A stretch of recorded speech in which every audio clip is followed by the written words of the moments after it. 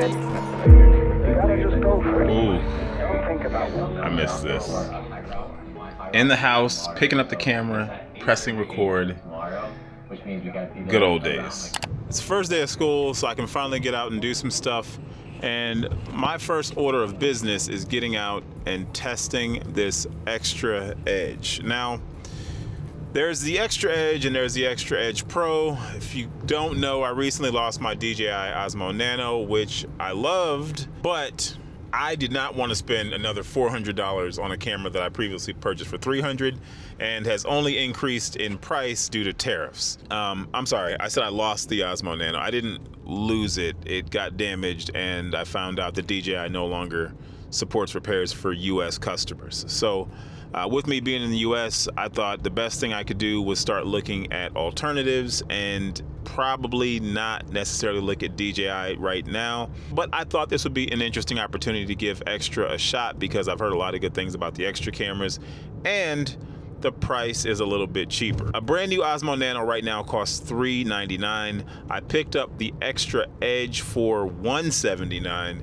and I think the Xtra Edge Pro is like $259, $269. Now, I was originally looking at the Xtra Atto, which is a direct competitor to the Osmo Nano, but it does not have interchangeable filters. But since I already have these attachments from the Osmo Nano, it made sense that I get a camera where I can actually use them. So I went with the Edge, and I'm just not 100% sure how important that bigger sensor in the Xtra Edge Pro is, but we'll see. That's why I'm doing this.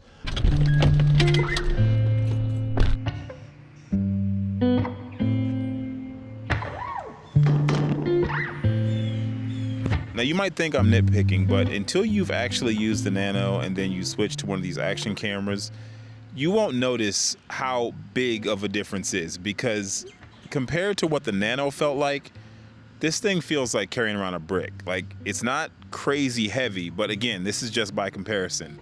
You have a front screen, you have a back screen, you have a lens. All of these things are very important. All of these things are nice features. But for my workflow, which is the most important thing, I didn't realize how convenient the Nano was until I had this device with all of these screens on it. Now, with that said, this is legitimately next level first world problem complaints. I am not at all saying this camera does not appear to be very capable, and for $179, like, I don't think there's anything that's probably going to be better. The silly complaints aside, I do love having a screen on the front of this thing. Like, it's very convenient. I love that all of my accessories sync up right away. I'm able to use my DJI mic, I'm using my filters. And the other thing is the app is pretty easy to use as well. I feel like going to Xtra after using DJI is pretty seamless. But on a more interesting note, one thing the Osmo Nano really unlocked for me was it helped me to get over my fear of vlogging in public.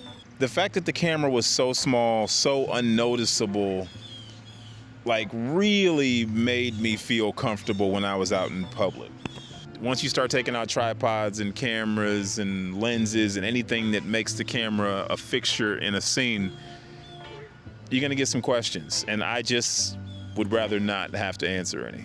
But I'm about 15 feet away, so it seems like the distance on the mic is still pretty decent. Like, they got a lot right. The pocket camera is important for capturing those moments that would otherwise go undocumented. The phone's a good option, but I prefer a dedicated device.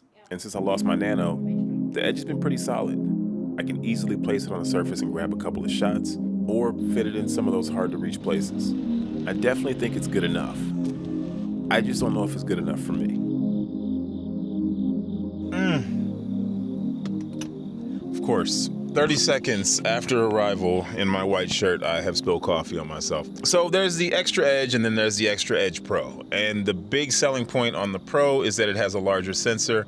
Personally, I'm like, is it good enough to do what I'm trying to do? I'm never gonna use the camera in pitch black conditions, so that shouldn't be a huge issue. But I did think it was important for me to get out here and see what it actually looks like when I film at night. I'm not using any night mode or anything. This is just regular log footage. I'm out here at like 5 o'clock in the morning, no real moonlight, a couple of lights around, but I'm not really using any big lights or anything. And let's go to the car light. So better, worse, I don't know, you call it. But my main thing is seeing what the image quality, what the footage looks like after I get it home to see if it breaks down.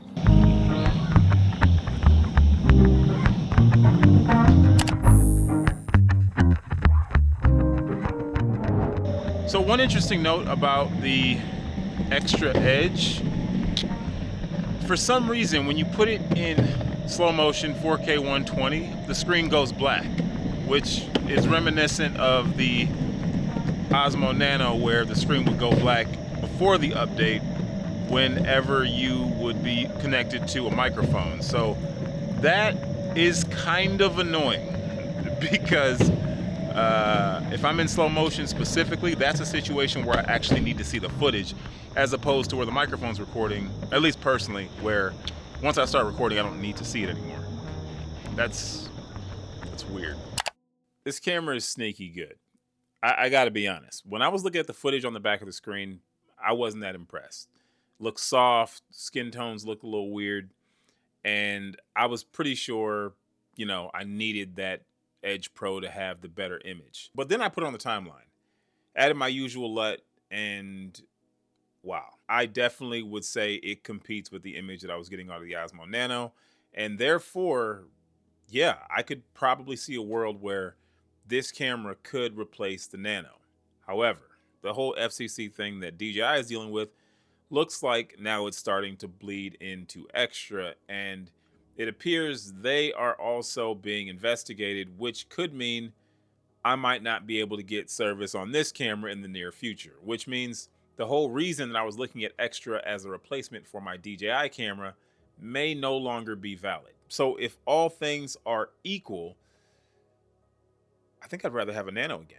I actually really like this camera. It's sturdy. I definitely would feel way more comfortable dropping this down a flight of stairs than I would the Osmo Nano. I'm also a lot more comfortable with the weather sealing with this one because, these gaskets are tight. All these compartments feel pretty safe. I'm pretty sure you're not getting any water in these gaskets. One of the biggest complaints I had with the Nano was the battery life, and being able to swap out the battery, grab another one whenever I'm out on the go would be very helpful. However, for what I'm looking for in a pocket camera, this is good. But the Nano's still just a little bit better. This experience has really reminded me why I fell in love with the Osmo Nano. And the only reason I didn't run out and buy a new one immediately was I purchased it for $299 and now it's $399. But I think it's worth it. It's not because of the image quality. It's not because of the name. It's honestly just because of the form factor. The Vision dock was not a feature I thought would make that much of a difference. However, not having that detachable Vision dock is really slowing up my workflow. All this glass is incredibly reflective, which means it's gonna draw attention. And while I'm not trying to hide the fact that I'm filming, I do get shy when I'm out filming in public, and I'm trying to make my footprint as small as possible. The app is intuitive and it's fine, but it's just not as convenient as having the Vision dock, which is dedicated just to this camera. It's not receiving phone calls while you're filming or getting notifications for other things.